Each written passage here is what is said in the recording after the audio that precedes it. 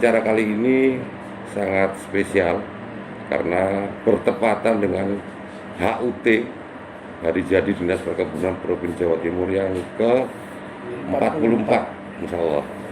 Siap. Jadi alhamdulillah kehormatan bagi kami Bapak untuk bisa melakukan sesi wawancara ini dengan Bapak, dengan harapan Insya Allah semua masyarakat Jawa Timur bisa mendapatkan informasi yang detail bagaimana konsep perkebunan terutama di masa pandemi ini. Kami mulai, Bapak. Alhamdulillah Pak Kadis meluangkan waktunya, kehormatan bagi kami Bapak. Siap, terima kasih. Yang pertama yang kami sampaikan karena bertepatan dengan HUT Dinas Perkebunan Jawa Timur yang ke-44, mungkin untuk awal ada pesan-pesan khusus Bapak dalam peringatan HUT Dispun Jatim yang ke-44 ini, terutama mungkin ada tema apa yang mau disampaikan dalam peringatan tahun ini Bapak. Terima kasih. Assalamualaikum warahmatullahi wabarakatuh. Waalaikumsalam warahmatullahi wabarakatuh. Kehormatan buat saya untuk bisa menyampaikan sesuatu hal yang berkaitan dengan hari ini tanggal 9 Agustus 2021, hari ulang tahun perkebunan yang ke-44. Dinas Perkebunan itu ditetapkan SK Gubernur itu pada tanggal 9 Agustus tahun 1977 yang semula masih bergabung dengan Dinas Pertanian, jadi salah satu bidang yang ada di situ. Kemudian barulah dipilih Dinas Perkebunan sehingga pembinaan berkaitan dengan komoditi perkebunan sudah ada di Dinas Perkebunan. Potensi perkebunan di Jawa Timur sangat luas. Pertama, perusahaan perkebunan besar di Jawa Timur itu ada 125 unit kebun yang semuanya tinggalan dari zaman Belanda. Ada yang dikelola oleh BUMN, BPPN 12, ada yang dikelola oleh perusahaan daerah, ada yang dikelola oleh swasta. Ini yang ada di. Kemudian setelah kita menjadi perkebunan, maka tugas kita adalah membina petani perkebunan. Potensi existing perkebunan di Jawa Timur sekitar 1 juta hektar dan masih punya potensi untuk pengembangan komoditi perkebunan di Jawa. Oleh karena itu hari ini usia 44 tahun dan kondisi Dinas Perkebunan tentu tidak seperti yang tahun-tahun kemarin dengan jumlah personel yang banyak, dan tahun ini jumlah personel kita terbatas, tapi tugas terhadap pembinaan perkebunan juga masih sangat besar. Oleh karena itu, saya selalu menyampaikan bahwa yang harus dilakukan oleh ASN Dinas Perkebunan maka harus berinovasi. Itu harus dilakukan. Karena kondisi sekarang mau tidak mau harus berinovasi. Karena kita ingin lebih baik dari tahun kemarin dan lebih baik dari orang lain. Ini saya sampaikan. Tugas kita masih cukup banyak. Kita punya komoditi unggulan kita, ada tebu, ada tembakau, ada kopi, ada kakao, itu yang tugas kita. Maka dengan kondisi personel yang terbatas, maka harus bekerja keras dan berinovasi untuk menyelesaikan tugas besar kita yang ada di perkebunan ini. Dalam masa pandemi mungkin perlu juga masyarakat mengetahui bagaimana peta perkebunan di Jawa Timur terutama terkait pandemi ini, dampaknya seperti apa, dan apa yang kiat-kiat apa yang harus dilakukan oleh Dinas Perkebunan Jawa Timur dalam fungsi pembinaan untuk bisa menetralisir dan atau kalau bisa meminimalisir potensi yang timbul akibat masa pandemi ini. Ya, pandemi ini dialami oleh kita semua, jadi nasional maupun internasional.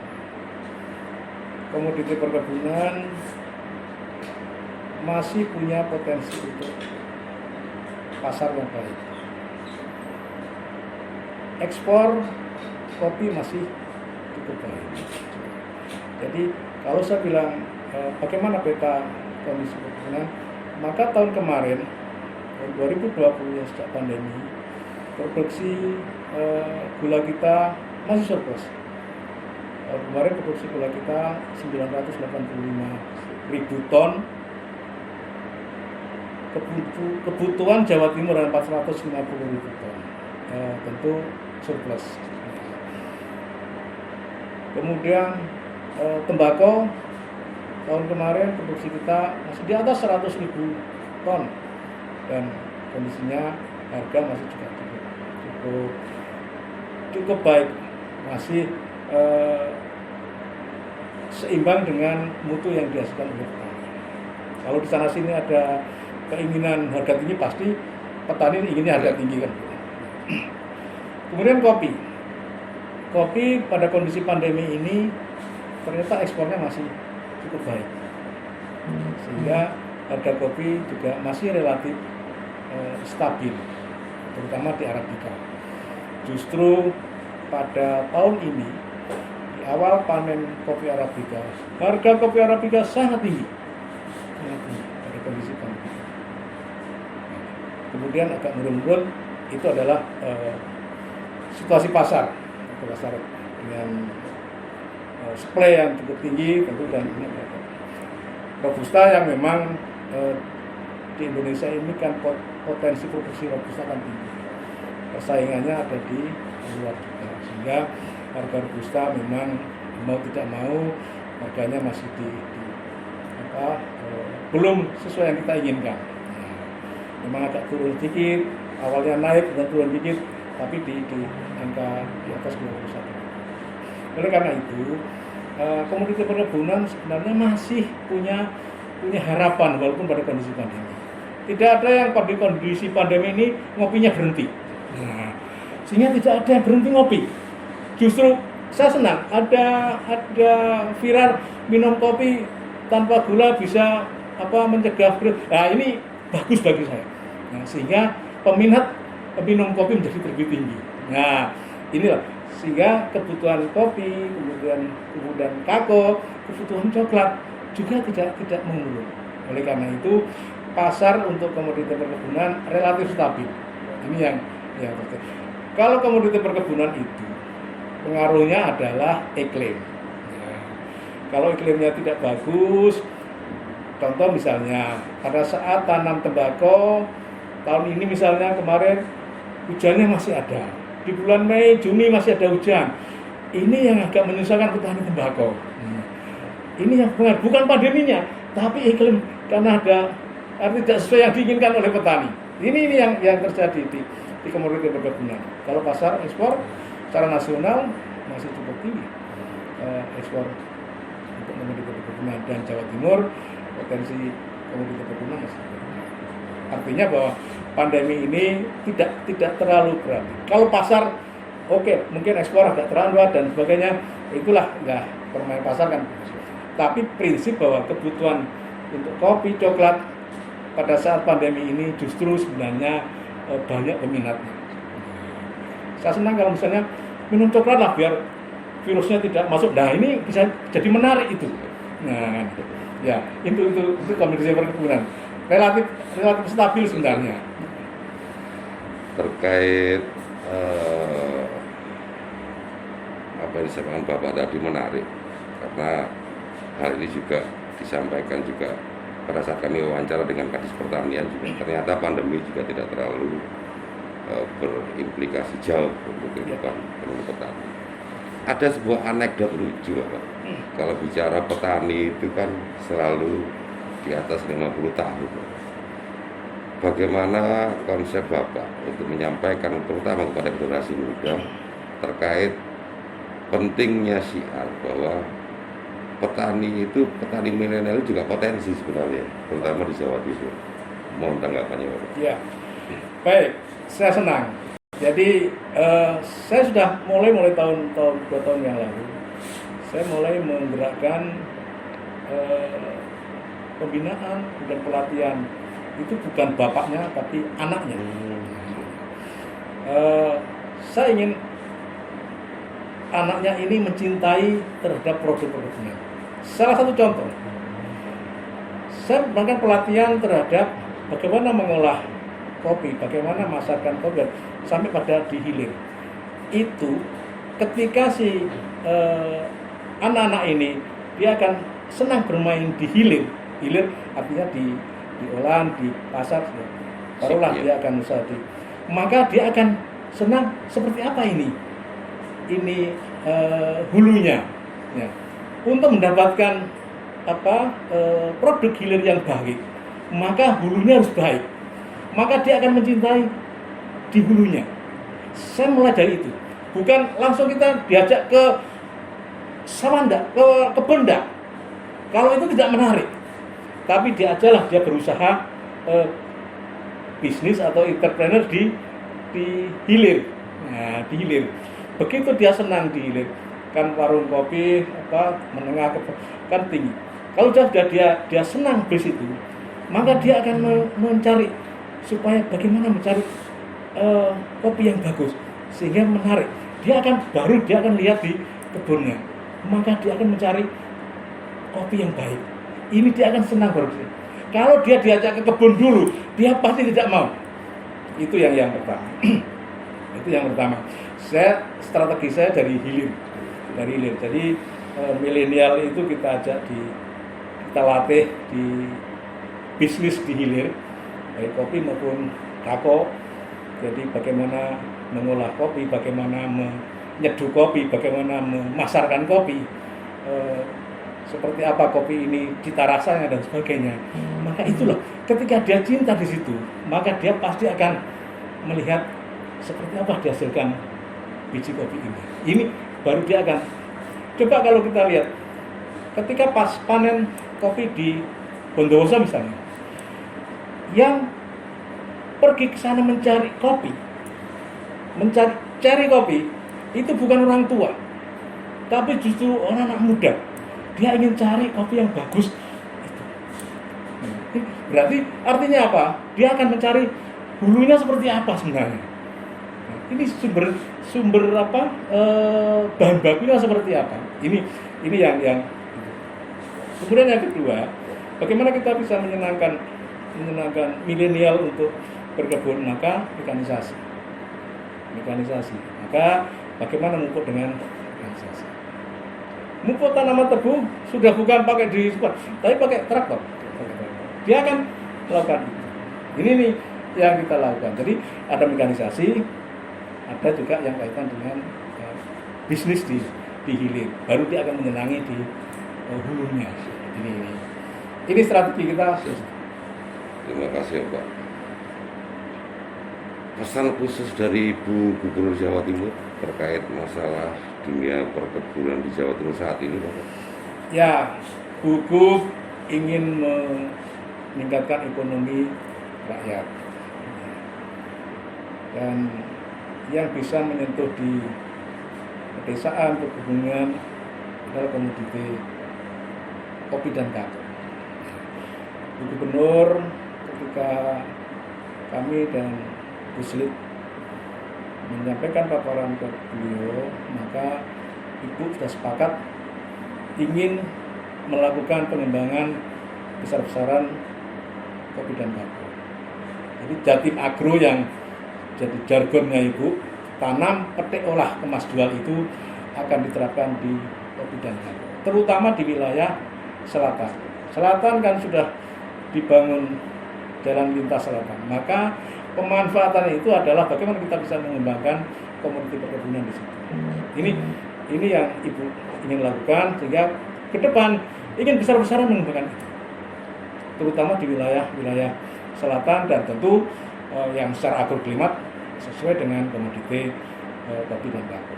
Nah, mungkin kita menanam tidak sesuai dengan agroklimatnya kan tidak mungkin, tapi tentu kita minimal kita sudah punya identifikasi ada 13.000 potensi kopi Arabica, kemudian ada 15.000 potensi kakao yang perlu kita lakukan. Ini sudah mulai kita identifikasi, sehingga Bu Gubernur sangat antusias untuk mengembangkan kopi dan kakao ini, terutama di wilayah selatan, dan kita punya wilayah Java Ijen Rawo, kemudian kita punya lereng BTS Bromo Tengger Semeru, kita punya lereng Arjuno, kita punya lereng Wilis. Ini punya potensi pengembangan Arabica yang cukup tinggi. Ini beliau sangat konsen sekali untuk menerapkan Jatim Agro di situ. Tanam petik olah kemas gula. Ini yang Menarik sekali hari ini Bapak, karena hari ini juga mungkin HUT Dinas Perkebunan yang terakhir buat Bapak menjelang masa purna Bapak. Perlu saya sampaikan bahwa secara kelembagaan masyarakat anti korupsi Indonesia Kabupaten Jawa Timur sudah bermitra positif dengan beliau. Insya Allah hampir masuk tahun ke-7 ini Bapak. Alhamdulillah sosok sederhana yang kami lihat dari beliau, sangat strong leadership, sederhana dalam hal apapun, beliau sangat sederhana sekali, sehingga menurut kami perlu saatnya saat ini mungkin ada pesan-pesan khusus Bapak, terutama untuk wajah pembangunan Dinas Perkebunan Jawa Timur ke depan nanti Bapak, karena menjelang masa purna ini saya sangat yakin banyak hal yang Bapak harus akan lakukan, tetapi memang masih terbatas dengan regulasi terkait masalah masa pensiun itu Bapak. Mungkin bisa dijelaskan lebih detail kepada masyarakat. Ya, saya sebenarnya yang paling ingin lakukan adalah peningkatan hilir. Jadi hulu kita sudah jauh sekali kita melakukan pengembangan. Kita sudah waktunya untuk menyentuh hilir kita. Apa artinya? Bahwa kita punya potensi produksi yang tinggi.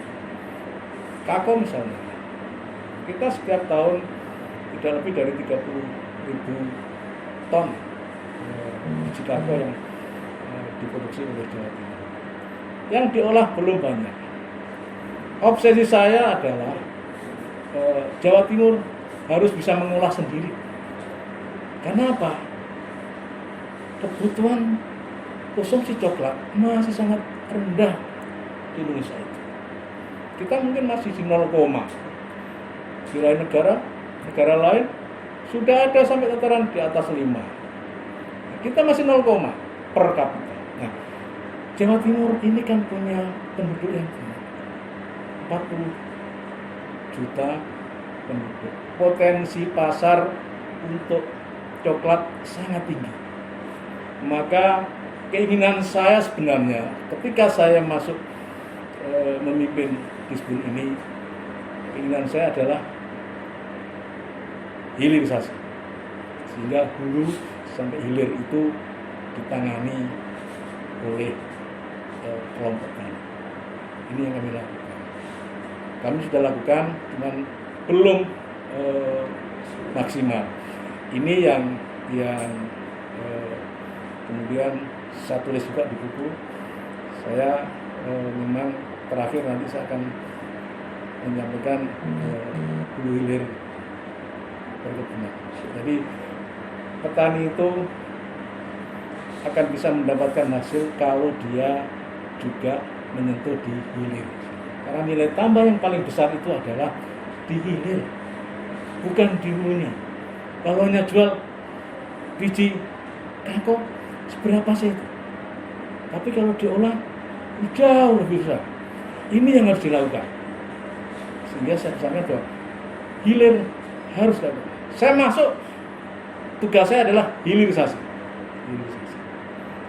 Kita sudah Sudah bukan zamannya lagi kita menampung impor coklat dari luar. Wong kita punya biji kakao. Kenapa kita tidak bisa? Opsi saya sebenarnya biji kakao Jawa Timur diolah sendiri. Karena konsumen Jawa Timur juga sangat tinggi. Dan lagi kakao itu dikonsumsi oleh anak-anak sampai orang tua. Beda dengan kopi, mungkin baru di remaja. Tapi kalau coklat ini kebutuhannya tinggi dan nilai kesehatannya juga tinggi. Inilah yang tentu menjadi opsi saya sebenarnya. Tapi karena kondisi yang dipengaruhi oleh pandemi dan sebagainya, sehingga memang ini tidak bisa maksimal.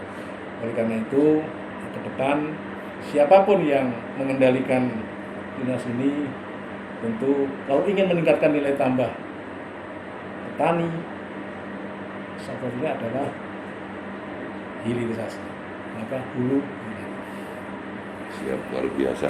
Artinya konsep hilirisasi itu kan tidak harus pada saat Bapak menjabat, mungkin setelah Bapak purna pun juga apa menjadi konsep Bapak bisa terlaksana untuk lebih merangkul besar-besar dari luar untuk lebih berbicara di konsep hilirisasi.